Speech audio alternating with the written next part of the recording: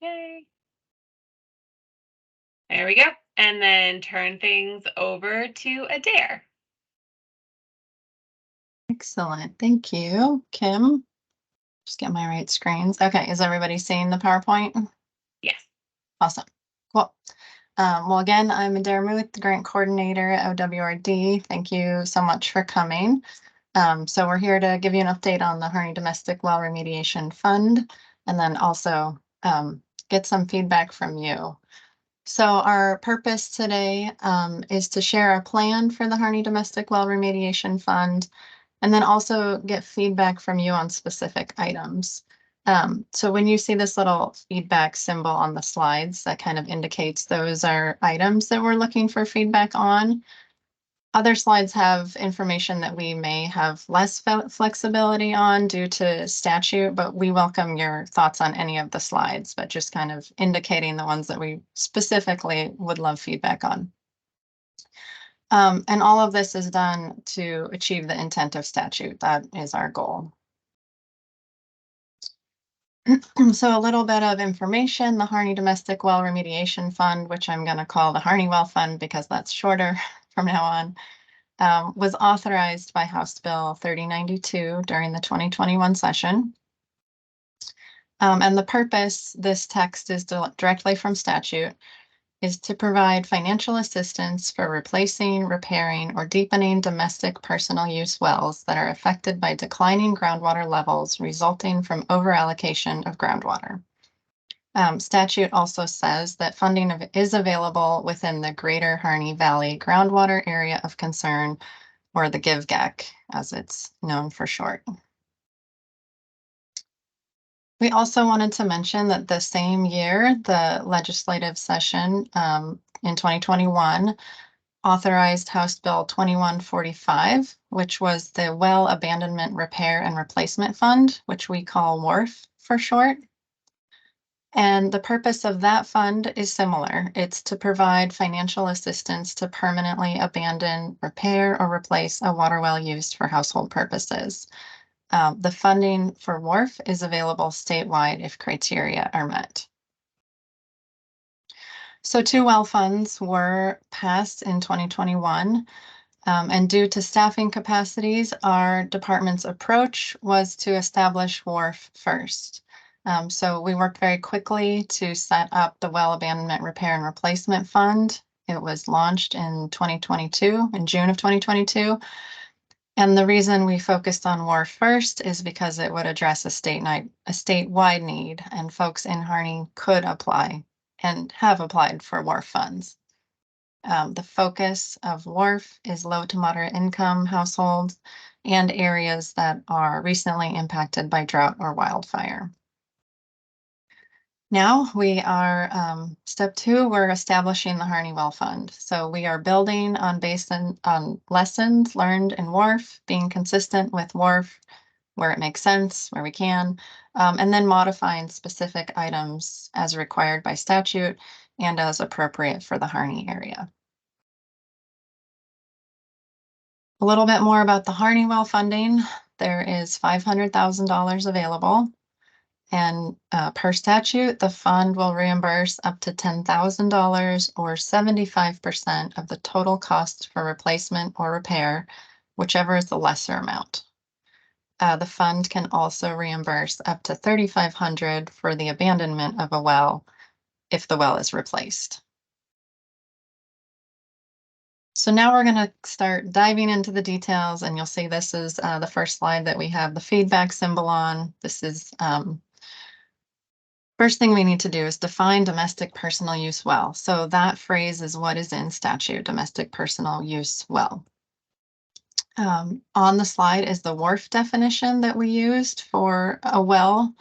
So in WARF, the water supply well used for household purposes is that is a well connected to a residential dwelling for the purpose of supplying water for drinking, culinary, washing, bathing, or household uses, and is not a public water supply. So we are proposing to use this same definition for Harney and continue the current WARF policy of funding wells that are also used for exempt uses, which includes stock water and irrigating up to a half-acre garden. So we would fund in Wharf and in Harney, we're proposing that we would fund wells that are used for both. This is consistent with Wharf, and it would make more Oregonians eligible. We noted that we looked at the 2019 OSU survey of residential well users in the Harney Basin. And in that survey, it was indicated that 89% of respondents also use their household well for irrigation of half acre or less. And 69% of respondents also use their household well for livestock. So we thought it was important to fund those wells that are being used for both purposes. Moving on, the next thing we wanted to talk about is well criteria. So this is largely consistent with WARF. I'll point out where it's not. But so we're proposing that the well would be eligible for funding if the well is used for household purposes and connected to a residential dwelling for the purpose of supplying water for drinking, culinary, washing, bathing, or household uses. So that was on the definition from the slide before. It is not a public water supply well. It is unable to supply water for drinking, culinary, washing, bathing, or household uses, and it's located within the Greater Harney Valley groundwater area of concern. Of course, that last bullet is different than WARF. We have put the second to last bullet in blue. That is the one that we're interested in your feedback on. Do we want to consider funding wells that have the potential to go dry, but are not currently dry? For WARF, we do only fund those that are unable to supply water. But in Harney, do we want to consider at-risk wells? If we do, we would need to define what at-risk means and how the department can make that determination. But wanted to get your feedback on that. This fund, I should back up and say, I'm going to present a lot of things. We thought it was important to talk about the whole fund, and then we'll circle back and talk about these items and get your feedback. So one of the things that we're going to talk about later is that this fund has a prioritization in statute. So if we wanted to consider funding at-risk wells, that could be built into the prioritization process. So I'm just going to plant that seed for you all to think about. And continue with the well criteria. So the well must have served domestic personal use at a residence existing as of April 15th, 2016. That's a very specific date, and it is in statute. The property does not have an alternate source of water available. And then just wanted to note the well is eligible regardless of registration status for abandonment and replacement, but undocumented wells are not eligible for repair unless it can be documented that the repaired well will meet minimum well construction standards.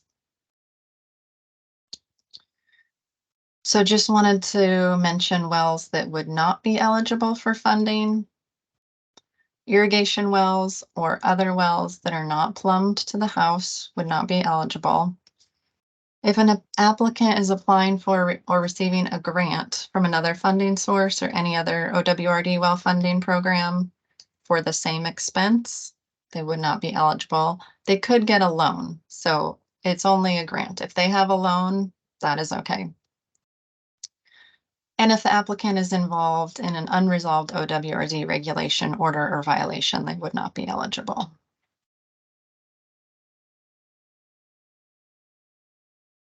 The next piece is homeownership that we're interested in feedback. So I put in blue, this is the WARF policy. So we are considering, do we want to be consistent with WARF or do we want to do something different in Harney? And also trying to get a sense of how many wells this decision impacts. So the WARF policy is that the home must be owner occupied except for fire victims displaced by fire. So the applicant's name must be on the deed or the borrower on the mortgage. And renters are not eligible for funding for WARF. It's the responsibility of the landlord to provide safe drinking water per that statute. And And then owners of rental or multifamily properties are not eligible. So we are curious if you all think if we should be consistent with WARF and stick with homeownership as required, or if we should open it up to owners of rental properties and if they should be eligible for this fund as well.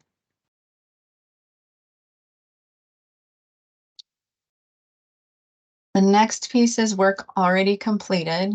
The text on this slide is our proposal for this Harney fund, but it's a little complicated, so I'm going to back up and explain how it works for WARF first.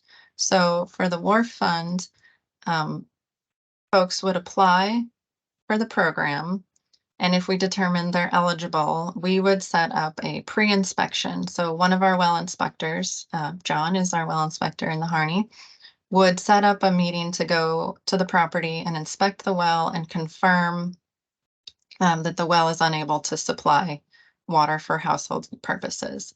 So he would confirm that the well is dry or not enough water, and then send that information back to the grant staff.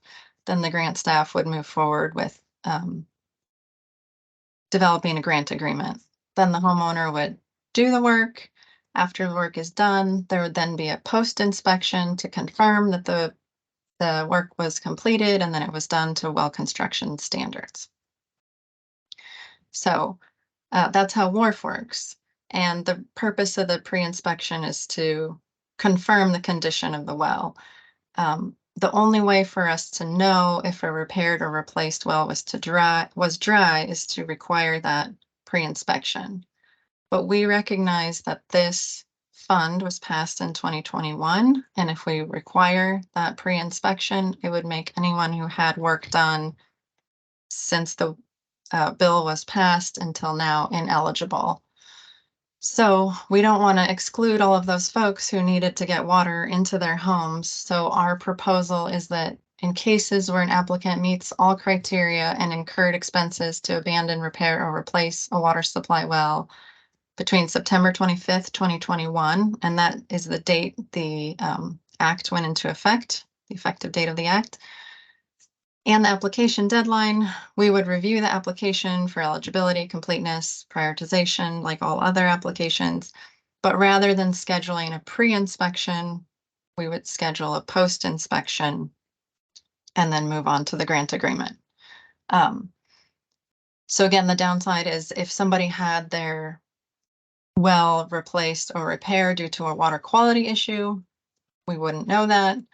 But on the flip side, we'd be excluding potentially a lot of people if we say that you couldn't have had the work done already. That was a long explanation for this slide. Hopefully it made sense. Any questions on that one? Okay.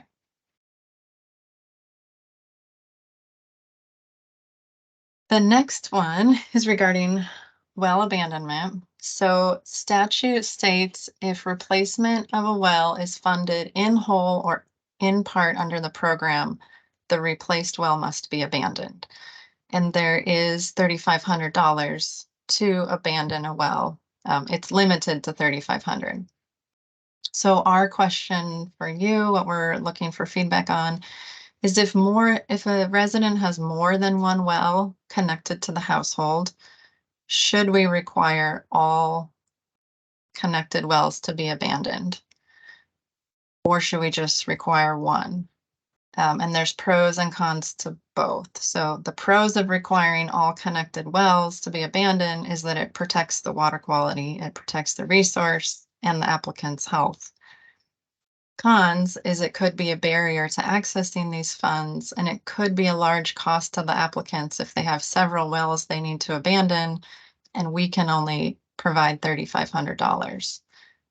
We have paid for the abandonment of 4 wells in the Harney area through WARF, so we have a little bit of numbers.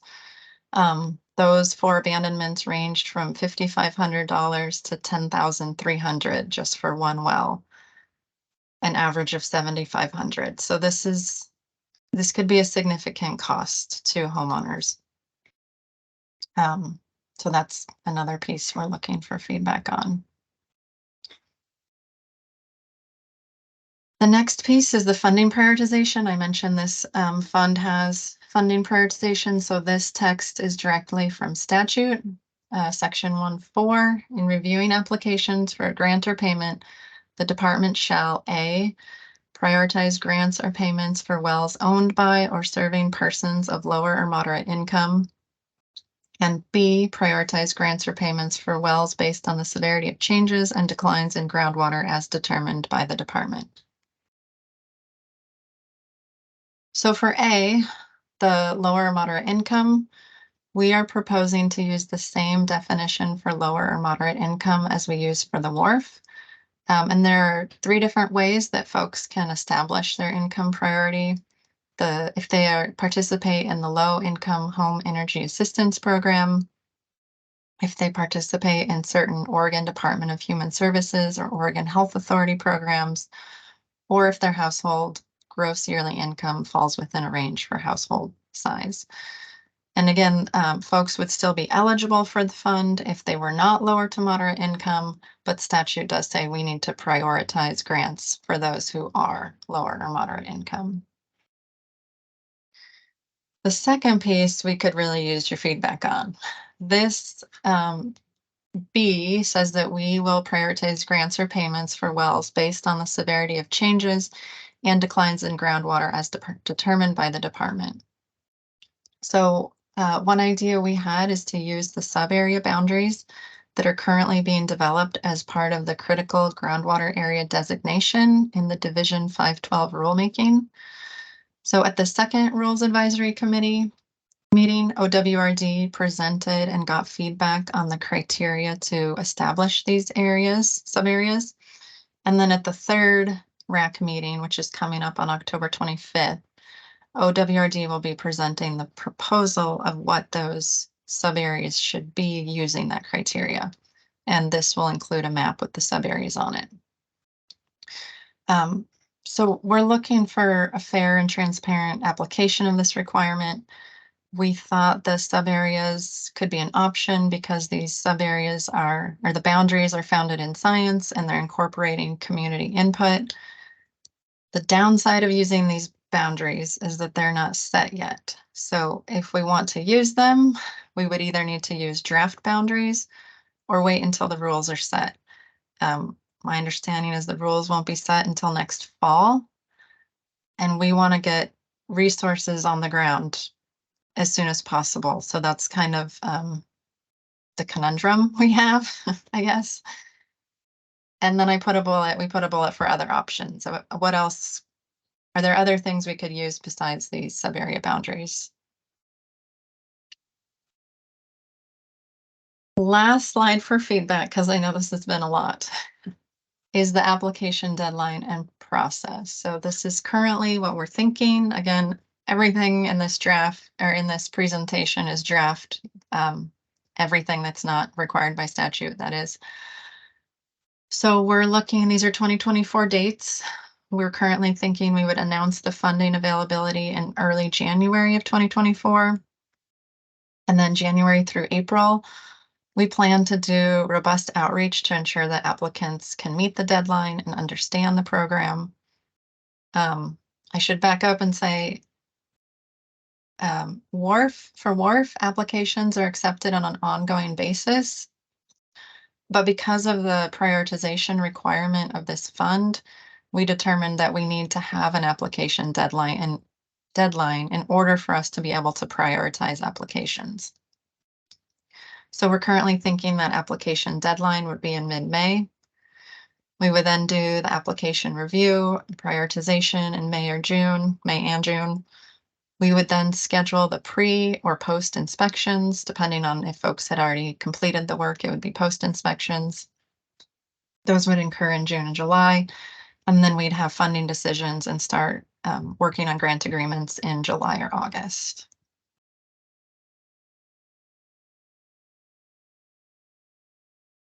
That was a lot of information. So now we wanted to open it up for discussion, questions, feedback, and I just wanted to recap all of the things that we're looking for feedback on.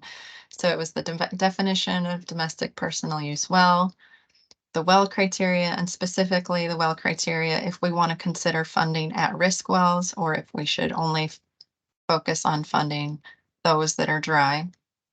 Home ownership, if we want to have rental properties be eligible or just homeowners be eligible. Work already completed. Again, we're proposing that any work completed between when the act was passed and the deadline would be eligible.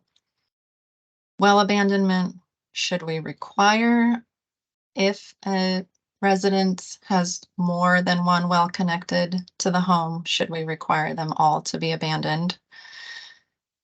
And then the funding prioritization piece, how should we prioritize grants or payments for wells based on the severity of changes and declines in groundwater? Again, the application deadline and process, does that schedule, thoughts on that schedule? And then others, are there other things you would like to talk about? So with that, I will just open it up to you all. You can, you tell us what you want to talk about first or questions, and I will stop talking. Thank you.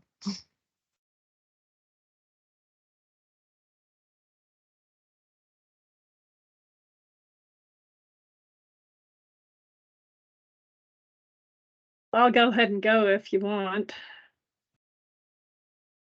Yeah, that'd be great, Commissioner. Okay, so I tried to kind of take some notes as we went along here.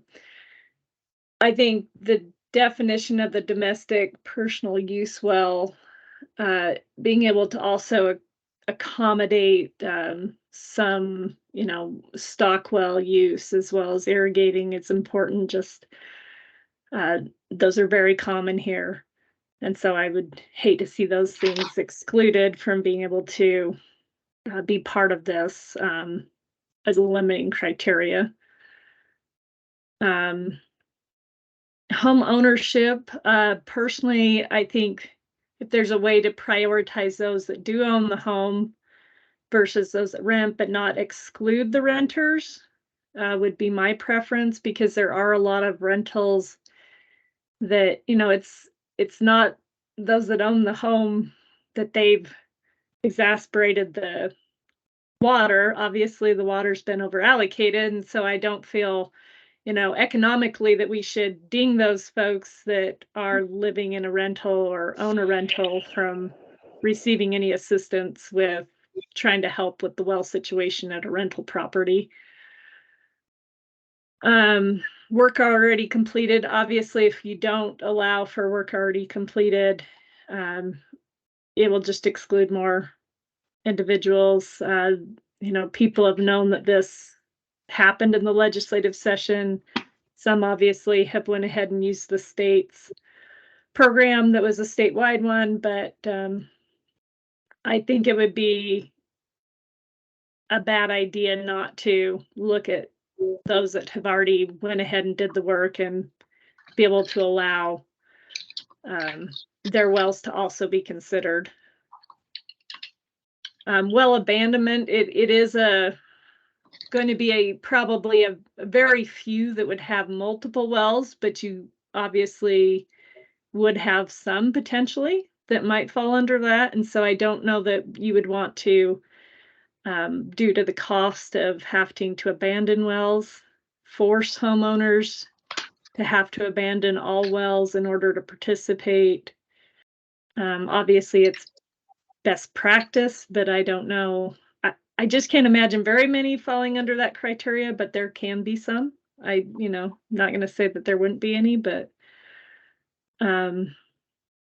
application deadline and process, I think, if you roll it out by January and we do a good job with outreach, obviously by midsummer we should be trying to get to the bottom of prioritizing stuff and be able to work through that so people don't have to keep waiting to know the result of the grant application. The shorter we can keep that timeline, the better.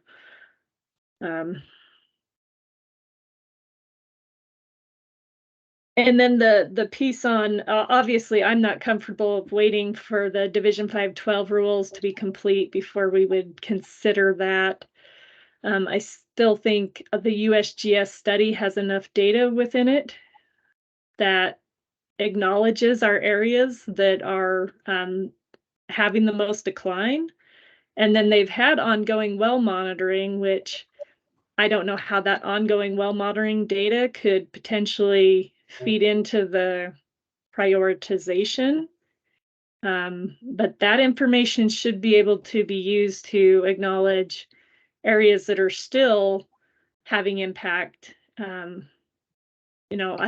like say I haven't worked with any of those folks or heard anything about what they're seeing from that data from all the measuring that's been going on, but it has been going on. And so that could potentially be a source that we could look to for the prioritization of where we're still seeing continued impacts besides the information from the USGS study.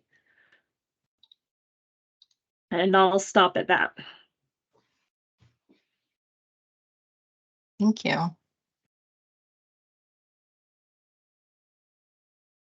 Holly, I saw your hand was up. Did you want to share?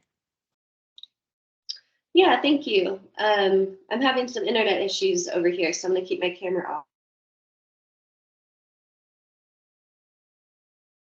Talk about the the personal use well criteria and considering at-risk wells.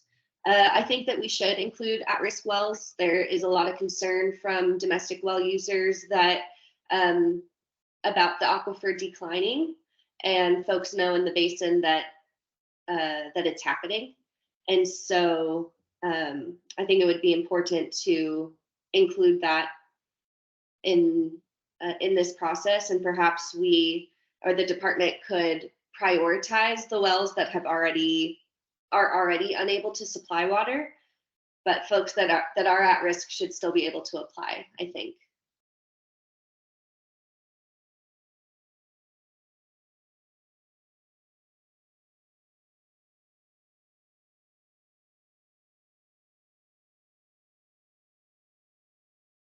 Thanks, Holly. Any thoughts on any of the other items, like the funding prioritization, or Karen? Yeah, I would just like to say I agree with a lot of the comments by Commissioner Shellman. I think that, I agree with everything that she said. I would think that in the, as far as homeownership, I would think that if a renter was having problems, that it really should be the rental owner, or the owner of the property or whatever. It should be the person who would be applying, not the renter. So if there would be a way to identify that. I think there has been concern in the community. One that was brought up last week already to Holly, I believe, was, making sure that we do accept applications from those going back to the beginning, the date that you provided in when the legislation was established. That would be important to folks to include those. So the steps you're proposing to put in place, with just a post inspection, I think would be important to do. And I think prioritizing is good. And I agree, using the USGS study to help. I too would not want to wait until the 512 rules are in place to start getting this going. I think that there is a need, and my only question about the application deadline and process is, we're kind of expecting that we're going to go through the entire amount in one application process? Is that what we're thinking? Yeah, good question. That is the hope, but I will admit, I don't think that we have a good sense of how many applications we will get either. So if we don't go through the full amount, then we would have a second deadline until we expend the funds. Okay. Yeah, if anyone on the call has a good sense of like, yeah, I think you're going to get there, 100 people out there ready to apply, or if you have a sense of that. I think with the appropriate outreach, yeah, I think you'll get a good response. So I know over the last couple of years, I have had a number of phone calls, and so I did also have a phone call a couple weeks ago from a gal, although I don't think she would fall under rental, but it sounded like family. She did say there were 2 residences on the property. She sounded like they were the owners, and their well was having problems supplying water, for both residences. And that I believe one of the well drillers had told them that, yes, you need to drill a new well is what you need to do. So, and they were looking for help with getting that accomplished. So,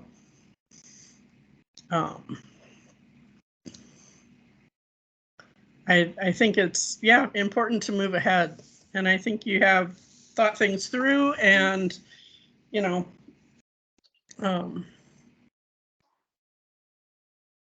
like I said, I just agree with the rest of the comments that were made earlier. So, but I think we're going in the right direction. And I will stop there. Thanks, Karen. Just to follow up on the prioritization again. So I'm hearing that we don't want to delay until the rules are set for those 512 boundaries. What do you all think about using the draft boundaries? Until we see them, we can't really answer that. That's fair. So ask you after October 25th. Yeah, that's fair. Yep. I mean, honestly, I think they'll align very similar to the information from the USGS study. But until we see them, it's just one of those situations where we want to make sure that they encompass enough. Yeah.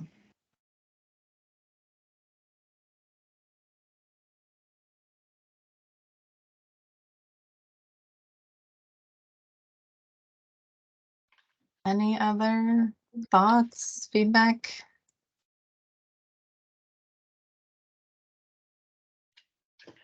Just a question on the well abandonment.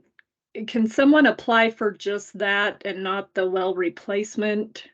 Or is it go hand in hand? If you're replacing a well, is the only way to access the well abandonment piece? Yeah, the latter. The way that the statute is written is that you can only get funds for abandonment if you are replacing a well. Good question. Holly? Thank you. Just wondering how the department plans on doing outreach during January to April.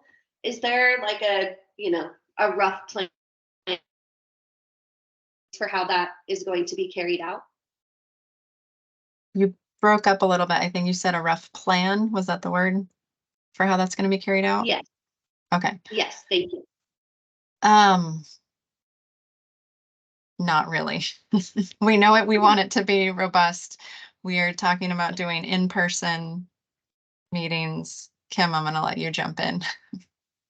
Yeah, thanks, Holly, for the question. I agree with Adair. We don't have a full plan, just the beginnings of ideas and building off of our experience in the basin of what are multiple ways that are helpful to get the word out. So, for example, Alexandria has learned that getting on the radio is a really effective method. And so our hope would be to get the information out in multiple settings that work for the community. So radio, newspaper, emails to our listserv, asking if we can post flyers in different communities. I know that we've done that before for meetings, sharing the information at the RAC meeting, seeing if we could get some time at other meetings in the basin where we could share the word. So we'd ask you if we could talk to the planning collaborative, or go to a county court meeting, or go to a watershed council meeting. Really try to use multiple methods to get the word out. If any of you have suggestions on what you think would be helpful, we'd be very interested, because we want to make sure that we do get the word out to all of those who might be interested and eligible.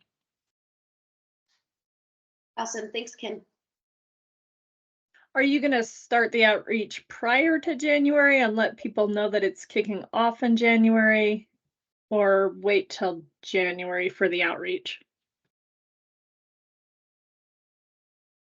I think this outreach will start when we begin to feel pretty comfortable and confident in the timeline. Because we don't want to say one thing and then have it change and cause confusion. And so I think once we feel pretty good that we've made major decisions and have a timeline, there's that initial signaling of like something is coming, right? We anticipate starting to accept applications in January. Please be on the lookout. And then as we get to January, we can roll out all of the details at once, because we found that that's really helpful to avoid confusion. But once we have a good sense of the timeline, I think we can begin to signal that something is coming. Will this have to go before anybody to finalize it, or is this just kind of an internal deal with you folks they're doing it, but it doesn't have to be finalized in front of anyone, the commission or anybody else? Correct. We are not required to do rulemaking for this fund so long as the give-gack is defined in rule. And in order to move quickly, we've chosen to not pursue additional rulemaking. It will just be an internal department decision. Good. I was hoping that would be the case.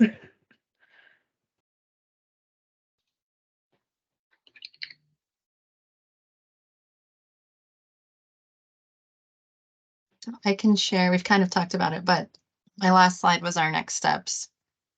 Sorry, I don't know what's going on with my voice. So our next steps is to incorporate feedback from today into the fund design. We are going to do an informational presentation to the Water Resources Commission in November, and then work on establishing processes and developing application materials, starting the outreach, and then launching the fund. So that's kind of what we're thinking for next steps.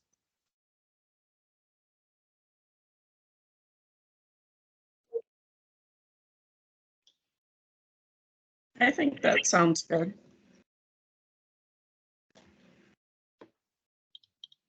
Is there anything today? Oh, go ahead, Holly. Sorry, I feel like I need to raise my hand, but maybe that's overkill. Anyway, so I got a lot of emails from domestic well users last week wanting to also provide on this. I wasn't sure. I shared this with Kim, so Kim's aware, and also got an email from one of our participants. So sorry about that, Kim. There was a very angry person that was sending emails out. Anyway, I'm wondering if there will be opportunity for those folks to provide input. There's interest in having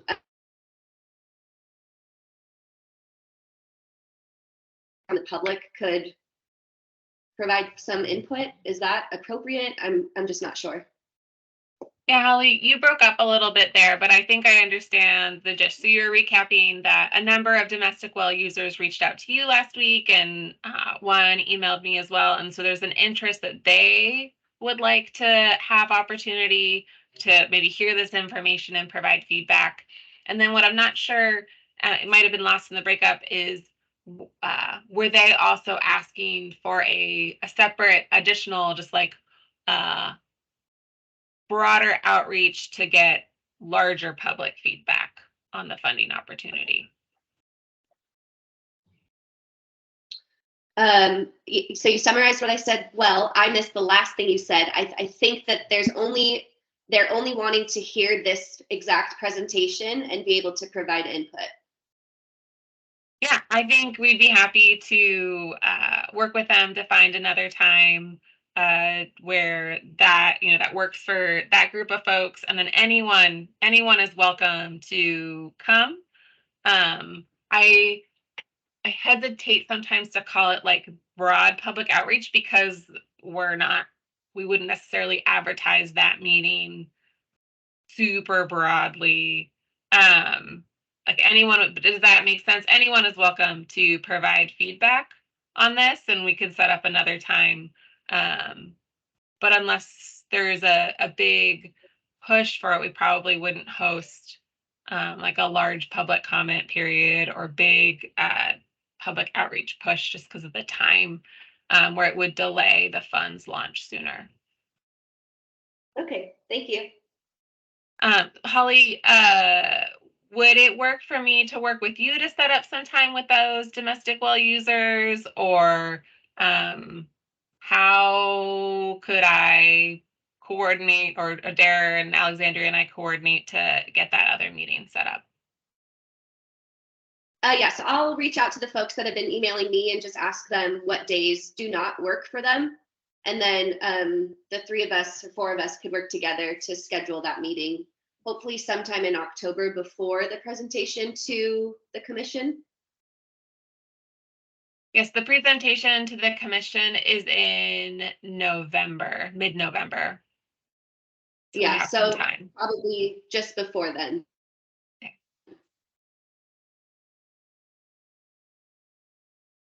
Sounds good. Well, I don't want to keep you longer if you don't have more thoughts, but just want to say thank you so much for your time. Here's our email addresses. If something occurs to you later and you're like, oh, I should have said this, or please feel free to reach out. This is not the last opportunity for you to provide input. And as Kim mentioned, we're not making any decisions today. So yeah, please feel free to reach out, and thank you again so much for your time and thoughts. Thank you much. Yeah, thank you guys. Do appreciate the work you've put into this. Anything else, Kim or Alexandria? I don't think so. I'm going to stop the recording now.